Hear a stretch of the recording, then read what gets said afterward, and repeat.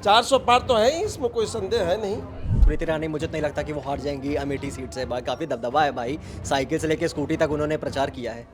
कर्नाटका में तो अभी बीजेपी 22 पे चल रही है और कांग्रेस 6 पे चल रही है। उत्तर प्रदेश में बड़ा उलटफेर देखने को मिल रहा है। अभी शुरुआती रुझान में समाजवादी पार्टी यानी कि इंडिया अलायंस उत्तर प्रदेश में अभी तक आगे चल रही है। अगर कंगना की बात करें तो कंगना पीछे चल रही है और विक्रमादित्य अपने सीट से आगे चल रहे हैं। और देखा जा सकता है कि रायबरेली में तो शायद इस पर दबदबा राहुल गांधी का ही हो सकता है। लोकतंत्र का सबसे बड़ा महापर्व चुनाव, आज चुनाव के परिणाम है और जान लेते हैं शुरुआती रुझान कैसे हैं, कौन दे रहा है किसको कांटे की टक्कर। 9 साल देगा, ठीक है। किस तरह से चल रहा है, किस तरह से कौन आगे, हमें सबसे बताइए आप। वैसे तो सबसे आगे एनडीए ही चल रही है, लेकिन अभी मुकाबला देखना बाकी है क्योंकि इंडिया गठबंधन भी आगे बढ़ रही है जिस तरह से आंकड़े देखे जा रहे हैं। और बात करें दिल्ली वाली सीट की तो दिल्ली में कभी बीजेपी आगे है तो कभी इंडिया गठबंधन आगे है। तो और बाकी सीटों में हरियाणा में बात करें तो बीजेपी अभी पीछे दिख रही है और उसकी अमेठी की बात करें तो स्मृति ईरानी सबसे पीछे अभी दिखी हैं। एनडीए अभी आगे चल रही है लेकिन फिर भी इंडिया गठबंधन उसे कांटे की टक्कर दे रहा है। अब जान लेते हैं कर्नाटका की सीट्स का क्या हाल। कर्नाटका में तो अभी बीजेपी 22 पे चल रही है और कांग्रेस 6 पे चल रही है। कर्नाटका में भी बीजेपी आगे चल रही है। अब जान लेते हैं हमारा पश्चिम बंगाल में क्या हाल। पश्चिम बंगाल में बीजेपी आगे है। पश्चिम बंगाल में बता दें तो 15 से आगे और इंडिया जो है वो 3 और अन्य अभी कोई सीट नहीं बना पाई। हर जगह ऑलमोस्ट हमारी एनडीए आगे है लेकिन फिर भी इंडिया गठबंधन के आप रुझान देखिए तो वो 222 सीट्स पर अभी भी हैं। उनको 222 आंकड़े मिल गए हैं, उसमें आगे चल रहे हैं। देखना ये होगा कि 400 पार का नारा इस बार कितना सही साबित होता है। जानते चल रहा है, जाना भी चाहिए पीछे। क्या लगता है सर, इस बार के रुझान देखिए क्या लगता है किसको कितनी सीट्स पे 400 पार तो है ही, इसमें कोई संदेह है नहीं। जिस तरह से यही आशा भी रखते हैं और यही जिस तरह से इंडिया गठबंधन को टक्कर देगी, आपको लगता है 400 पार इंडिया का नारा? गठबंधन तो कभी भी पहले भी कहीं उनका कोई मजबूत नींव नहीं है और ये तो अभी नवजात शिशु है। लोगों को अभी भी एनडीए से काफी उम्मीद है लेकिन इंडिया गठबंधन के रुझान देखे जाएं तो उससे देखना ये होगा कि अब क्या 400 पार का नारा सही साबित होता है या नहीं। शुरुआती रुझानों से तो ये लगता है कि इंडिया और एनडीए के बीच कांटे की टक्कर है, लेकिन 12 बजे क्लियर हो जाएगा, दूध का दूध और पानी का पानी। लेकिन सरकार बीजेपी की ही बनेगी। हमारे साथ ऐसे ही बने रहिए, हम आपको बताते रहेंगे रुझानों में कौन हो सकता है आगे और कौन चलेगा पीछे। आपके हिसाब से क्या हो सकता है? देखिए, शुरुआती रुझान जो निकल के सामने आए हैं उसके हिसाब से दोनों में जो गठबंधन है, एनडीए की बात करें या इंडिया अलायंस की बात करें, कांटे की टक्कर देखी जा रही है।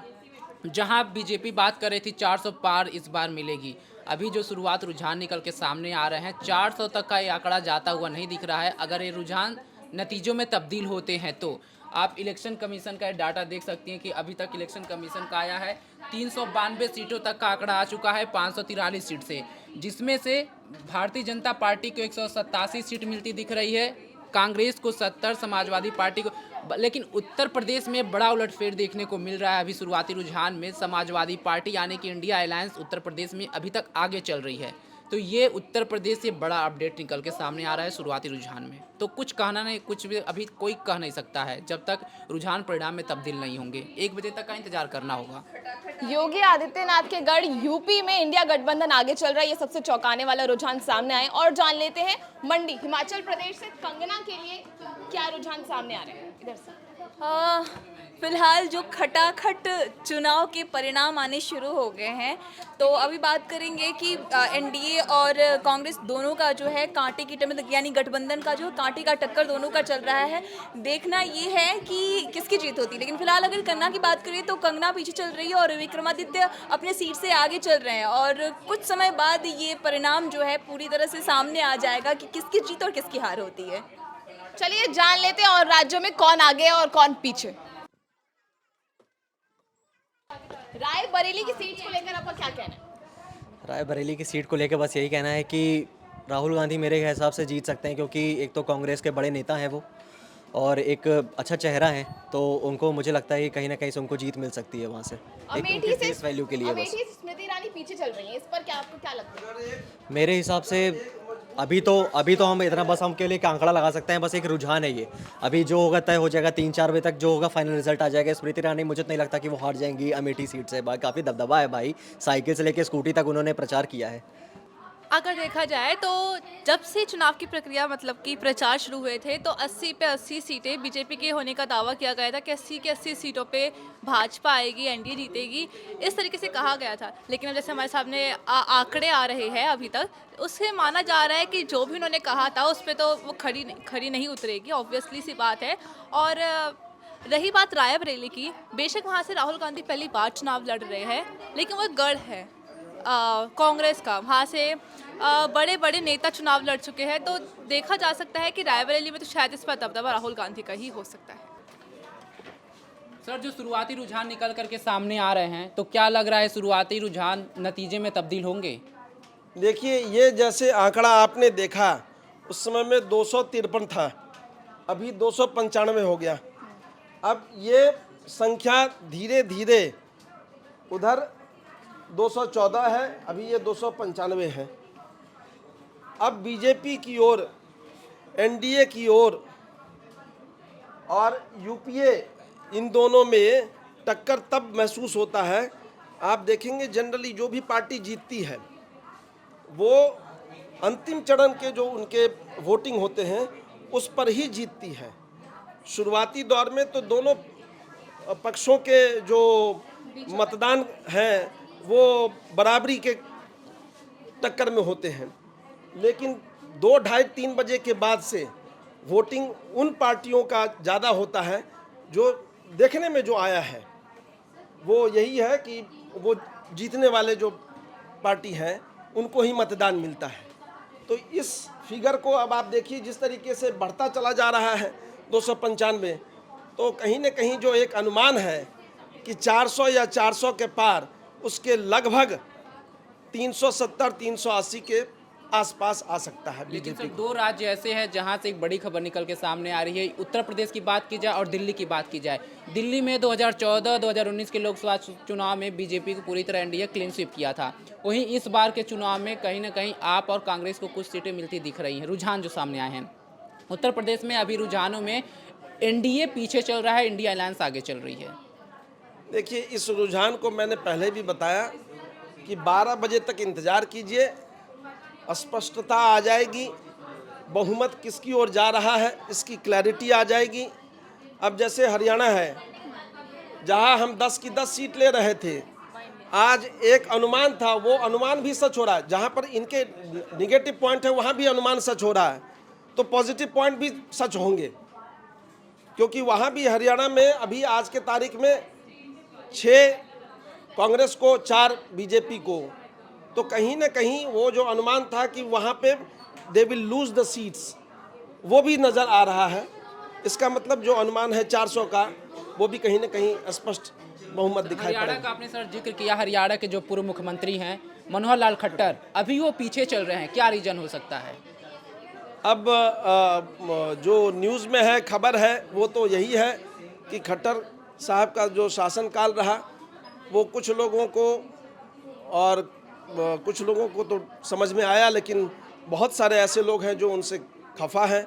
हो सकता है कि इसका कुछ न कुछ अप्रत्याशित रूप से प्रभाव पड़े।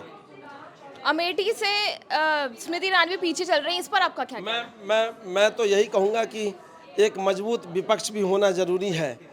तो विपक्ष के जो मुख्य नेता हैं उनको भी जीतना चाहिए। सर, दूसरी बात, अगर आप मुख्य नेता की बात किए तो राहुल गांधी विपक्ष की तरफ से फेस बन के सामने आए हैं इस बार भी। हाँ, और दोनों लोकसभा सीट से, चाहे वायनाड की बात करें या रायबरेली की सीट की बात करें, दोनों लोकसभा सीट से वो आगे चल रहे हैं। तो क्या लगता है कि राहुल गांधी दोनों सीट से जीत जाएंगे? देखिए, मैं तो यही कहूँगा कि राहुल गांधी जिनके पारिवारिक सीट बचा पाएंगे अपनी, जिनके ऊपर इतना बड़ा पार्टी का बोझ है, अब बोझ नहीं कहूँगा, जो अधिकार उनको मिला हुआ है, जो पार्टी को भी आगे लेकर के चलना है, तो इस उत्तरदायित्व को बखूबी वो निभाएंगे अगर वो अपनी सीटों से जीत जाएं। पार्टी के लिए कितना सीट जुटा पाएंगे ये तो भविष्य के गर्भ में है, लेकिन एक मजबूत विपक्ष का होना भी जरूरी है। तो तो इंडिया और एनडीए की ये जो कांटे की टक्कर चल रही है उस पर क्या आपको क्या लगता है कि इंडिया को कांटे की टक्कर आखिरी तक दे पाएगी या ये कुछ देर की बात है बस? देखिए, लेकिन इतना भी आंकड़ा अगर आ गया है 200 के पास भी अगर अनुमान दिखाया जा रहा है तो कहीं ना कहीं लोगों में जो वोट देने की जो मंशा है वो विपक्ष को भी देने की मंशा है और ये इससे स्पष्ट झलकता है। एक सवाल मैं इस पे और पूछना चाहूँगा, जैसा कि आपने विपक्ष का जिक्र किया, 2024 लोकसभा चुनाव, 2019 लोकसभा चुनाव सबको याद है, एक तरफा वोट पड़े थे, मोदी लहर थी। 2019 में ऐसा क्या हुआ, वोट किस पे पड़ा? बेरोजगारी जो विपक्ष ने मुद्दा बनाया, कई सारे महंगाई का मुद्दा बनाया, और एनडीए की तरफ बात करें, देश राष्ट्र सर्वप्रथम लेकर के चली, धर्म लेकर के कुछ चली, जहाँ पे आरक्षण की जिक्र भी प्रधानमंत्री मोदी ने किया था। तो क्या इस बार लोकसभा चुनाव में जनता इन सब मुद्दों पे वोट दी और कहीं ना कहीं 2024-19 के बाद इस चुनाव में विपक्ष ज़्यादा मजबूत दिख रही है? विपक्ष मजबूत है या नहीं है ये तो कहीं न कहीं आंकड़ों से सामने पता चलेगा, लेकिन एक अंतर्राष्ट्रीय मुद्दे जो हैं बहुत बखूबी से प्रधानमंत्री नरेंद्र मोदी जी ने उसको निभाया है और कई ऐसे बड़े राष्ट्रीय मुद्दे भी हैं जिनको उन्होंने साकार किए हैं, लोगों के मन में एक आस्था और विश्वास जमाया है। हो सकता है कि रोजगार और महंगाई ये सारी चीज़ें with the passage of time बढ़ता चला जाता है। किसी को ये इंश्योर करना, कोई भी गवर्नमेंट आज तक ये इंश्योर नहीं कर पाई है कि 140 करोड़ की का जो पॉपुलेशन है उसमें मैक्सिमम लोगों को एम्प्लॉयमेंट मिलेगा। ये एक मुद्दा है, लेकिन कहीं न कहीं इस मुद्दे पर लोग थोड़ा सा कंप्रोमाइज़ करने के लिए तैयार हैं कि अगर राष्ट्र को कोई एक मजबूत नेता जो बड़े अनुशासित तरीके से बखूबी से चला रहा है, लोगों में एक संगठित होने की भावना और भावनात्मक तरीके से जुड़ने की जो एक कला है वो प्रधानमंत्री नरेंद्र मोदी ही निभा पा रहे हैं। आज तक तो यही है और विपक्ष अभी उस तरीके से संगठित नहीं हो पाया है।